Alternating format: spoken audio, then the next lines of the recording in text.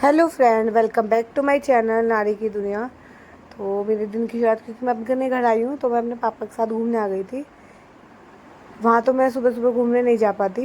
वैसे प्रेगनेंसी में घूमना चाहिए, लेकिन वहाँ पे घूमना नहीं होता। सुबह सुबह ब्रेकफास्ट नहीं होता, तो मैं घर में ही वॉक कर लेती थी। तो यहाँ तो नहीं, तो मैं सुबह आ गई तो 6 बजे बिल्कुल उजाला रहता है और मौसम बहुत अच्छा हो रहा था। बारिश हो गई है तो पेड़ वेड़ भी टूट रहे थे, तो काफ़ी अच्छा मौसम हो गया। अब मैं बात करती हूँ हाउस वाइफ की 3 गलतियाँ जो मुझे पर्सनली लगता है। ये 3 गलतियाँ करती हैं कि आगे कंटिन्यू पढ़ाई नहीं कर पाती या किसी भी चीज़ की। तो यहाँ मैं बैठी हूँ और चल के ना मैं पसीने पसीने हो गई थी बहुत ज़्यादा, और गर्मी काफ़ी ज़्यादा होती है और ज़्यादा गर्मी लगती है। तो आके घर आके फ्रेशन अप 1 होके hour मैं later. पढ़ाई करने बैठ गई हूँ। पहले बता दूँ, फर्स्ट स्टडी स्लोट में इकोनॉमिक्स पढ़ रही हूँ। इकोनॉमिक्स में नोट्स, और ये नोट्स मैंने अपने टेलीग्राम चैनल पे भी शेयर करे थे। उसका लिंक आपको बायो में मिल जाएगा। इसके बाद लिंक बता दो, तो लिंक बायो में है। तो हाउस वाइफ की 3 गलतियों की बात करते हैं। पहली गलती, जब हमारी शादी हो जाती है हम अपने आप पे डाउट करने लग जाते हैं कि क्या कोई एग्ज़ाम मेरे से होगा नहीं होगा, क्या कोई भी एग्ज़ाम में निकाल पाऊँगी या नहीं निकाल पाऊँगी। अगर आप अपने ऊपर सेल्फ डाउट इतना ज़्यादा करोगे तो डेफिनेटली कोई एग्ज़ाम नहीं निकलेगा। आप 50 बार ये कहोगे मेरे तो वो छोटे बच्चे हैं, मेरे पे तो घर का काम है। जब आप नेगेटिव बोलते हो ना, वहीं आप अपने आप को पीछे कर देते हो। तो सबसे पहले अपने आप को पॉजिटिव रखना बहुत ज़रूरी है कि हाँ हो जाएगा, कोई भी परिस्थिति होगी मैं उसे टैकल कर लूँगी।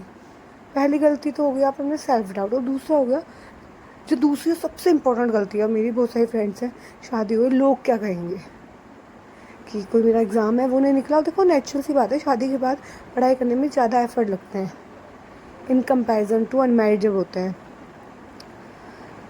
तो आप ना दूसरी लोग क्या कहेंगे, मेरे ससुराल वाले क्या कहेंगे, मेरी मदर इन लोग क्या कहेंगे, फादर इन लोग क्या कहेंगे, एग्ज़ाम नहीं निकला, वैसे तो बहुत पढ़ती है एग्ज़ाम निकलता नहीं है। तो कहीं ना कहीं हम अपने आप को कमज़ोर समझने लग जाते हैं, शायद मेरे से तो ये होगा ही नहीं।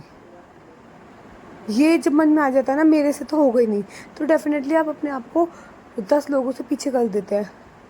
और तीसरी सबसे बड़ी गलती, दूसरी तो इतनी ज़्यादा है देखो, इस डर से ना कि लोग क्या कहेंगे। सच बताऊँ, बहुत सारे लड़के कहते हैं मेरा होगा नहीं, फॉर्म ही फिल नहीं करती। मैंने ऐसे बहुत सारे एग्जाम्पल देखे हैं, वो फॉर्म ही फिल करती। जब KVS का एग्ज़ाम आया था, मेरी काफ़ी सारी फ्रेंड्स की शादी हो गई थी। काफ़ी सारी कितनी, 1 या 2 फ्रेंड्स की शादी हो गई थी, और मैं उनसे बात करती KVS का फॉर्म फिल करूँगी, हमने सबने भरा था। उन्होंने, उनका ये था नहीं, अगर ससुराल में पता चल गया तो नंबर कम आ गए, तो ये सारे उनके एक्सक्यूज़ थे। तो क्योंकि वो आगे नहीं बढ़ना चाहती थी। और थर्ड सबसे ज़्यादा गलती, सबसे बड़ी गलती, कि अपने आप को ये सोचना अब मैं क्या ही कर लूँगी, अब तो इतनी एज हो गई है, अब क्या ही हो जाएगा। आप ये बताओ, आपको ज़्यादा ज़्यादा कितने साल के हो गए? 25 से, जो मैं मेरे चैनल पर लड़के जुड़े हैं वो 25 से 35 के बीच में है। क्या मरने वाले हो? 60-65 साल तो ऑब्वियसली आजकल जीते ही हैं, 70 भी जीते हैं। क्या आप मरने वाले हो? आपकी आधी ज़िंदगी जितनी आपने जी है ना, उससे ज़्यादा ज़िंदगी आपके आगे पड़ी है। ऐसा नहीं है, देखो गवर्नमेंट सेक्टर में लगती है ठीक है, वरना प्राइवेट सेक्टर में बहुत से ऑप्शन है। मेरा भी ये टारगेट है, अगर गवर्नमेंट में 1-2 साल लगते हैं, जब तक मेरी 30 कंप्लीट नहीं होती, जब तक लगती है ठीक है, अदरवाइज़ मैं भी कुछ और सोचूंगी। तो ऐसा तो है नहीं कि आप मरने वाले हो या कुछ है। तो अपने ऊपर डाउट करना, किसी और की चीज़ें अपने ऊपर सोचना, वो सब ना अगर हाउस वाइफ छोड़ दे तो डेफिनेटली वो आगे निकल जाएगी। और अब मैं आपको बता दूं, मैं यहाँ पे इकोनॉमिक्स पढ़ी हूँ। ये जो परमार SSC के नोट्स हैं, और इन्होंने, मैंने एक चैप्टर कंप्लीट कर लिया है, अब मैं इसके क्वेश्चन आंसर कर रही हूँ। उन्होंने क्वेश्चन आंसर भी साथ में प्रोवाइड कराए हैं। तो क्वेश्चन आंसर से ना काफ़ी ज़्यादा क्लियरिटी हो जाती है, बहुत ज़्यादा। तो इसलिए मैं क्वेश्चन आंसर भी देख रही हूँ। और इसके जो PDF है मैंने ऑनलाइन भी अपने टेलीग्राम चैनल पे शेयर करी है। और किसी ने मुझसे मॉडर्न हिस्ट्री के नोट्स मांगे थे, तो उसकी मैं PDF बना के एक या 2 दिन में दे दूँगी, क्योंकि मॉडर्न हिस्ट्री ना बहुत बढ़िया है। और बाकी हिस्ट्री के तो मेरे पे इस समय अवेलेबल नहीं है, क्योंकि मैं अपने घर आई हुई हूँ। मॉडर्न हिस्ट्री लेके आई थी, मॉडर्न हिस्ट्री बहुत बढ़िया है। तो मॉडर्न हिस्ट्री की PDF मैं आपको आज या कल में प्रोवाइड करा दूँगी। फ़ोटो क्लिक करने पड़ता है, PDF में थोड़ा टाइम टेकन हो जाता है। और इकोनॉमिक्स की तो छोटी सी है, 72 या 75 पेजेस की है। इसके में कुछ क्वेश्चंस मैंने खुद से भी रखे हैं, मैंने ऐसे ही भेज दिए खुद कुछ चीज़ें, क्योंकि मैंने ये ऑनलाइन देखा था, बुक में टिक मार्क कर लिए थे जो चीज़ मैंने फिर बुक में से टिक मार्क कर ली थी, उसके साथ में बुक में लिख लिया था। मैंने इकोनॉमिक्स के कोई नोट्स नहीं बनाए।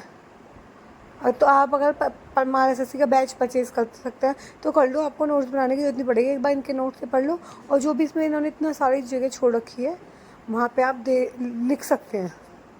और एक दो जो लोग कमेंट आए थे कि वो मतलब उनके छोटे बच्चे हैं या वो प्रेगनेंट हैं, वो नहीं पढ़ पाती, तो देखो मैं आपको बताऊँ, अगर आप प्रेगनेंट हो, आप नहीं पढ़ पाते, अपने आप पे बर्डन मत डालो। आपने सुना भी होगा कि शरीर ही सबसे पहले है, पहला सुख निरोगी खाया। अगर आप स्वस्थ नहीं हो, आप ज़बरदस्ती पढ़ रहे हो तो कोई बेनिफिट नहीं है। सबसे पहले अपनी हेल्थ पे ध्यान दो, सबसे इम्पोर्टेंट आपकी हेल्थ है, आपके बच्चे। अगर आप पे एफर्ट डाला जा रहा है कि हाँ आप टाइम निकाल के पढ़ सकते हो, आप बिल्कुल स्वस्थ है, क्योंकि इस जर्नी में खुश रहना बहुत ज़रूरी है। मैं भी ऐसा नहीं है कि ज़बरदस्ती अपने आपको पुश करके पढ़ती हूँ। अगर मैं खुश हूँ तो मैं पढ़ रही हूँ, और अगर मेरे पे एक स्लॉट पढ़ा जा रहा है तो मैं एक पढ़ूँगी, दो पढ़े जा रहे हैं दो पढ़ूँगी, चार पढ़े जा रहे हैं चार पढ़ूँगी, इससे ज़्यादा मैं नहीं पढ़ती। मैं अपने आप को खुश, बिज़ी, ये सब रखने की कोशिश करती हूँ। और आज भी मैं बताऊँ, सिर्फ मैंने इकोनॉमिक्स ही पढ़ी है, क्योंकि मेरा मन नहीं था दूसरा चीज़ पढ़ने का। और भी मतलब मुझे डॉक्टर के भी जाना था, बहुत सारे काम थे, तो मेरा मन नहीं था। मैंने कहा चलो आज जितनी पढ़ाई होती है उतना ही करते हैं। फिर ताई जी का पोता आ गया था, और यहाँ हमने इसकी लकड़ी का काठी बजा दिया था उसको, तो मतलब बस गेम बजा दो और छोड़ दो, अपना आप खेलता रहता है। और मेरे से बातें कर रही थी और ये देखता रहता है। तो मैं भी आप सबसे बस इतना ही कहूँगी कि अगर आप